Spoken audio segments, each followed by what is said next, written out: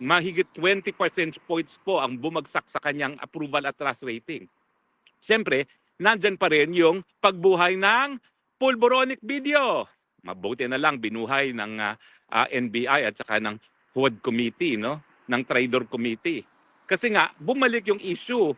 Nasa tamang pag-iisip ka ba? Kasi nga, sino naman ang nasa tamang pag-iisip na yung pinakamahal na presidente sa kasaysayan ng Pilipinas, pakikidnap mo at padadala mo sa dahig? Hindi ba? Meron talagang sayad yung taong magagawa niyan. Mantakin mo, kikidnapin pa. Meron na nga proseso nakasaad sa Rome Statute, hindi pa sinunod mismo yung proseso. Yan. Kaya tuloy, bagsak-bagsak ang trust at saka ang approval rating. So, ang tanong nga, bangag ka ba? Siyempre, i-adapt mo pa yung pagkidnap at pagpunta sa dahig, natural, negative 28 at negative 29 ang approval at trust rating mo ngayon.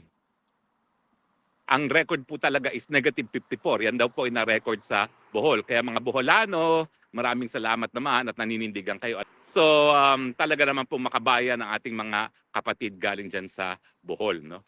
So anyway, so bukod pa dyan nga sa ginawa kay Tatay Digong, nandyan na naman ang pulboronic video.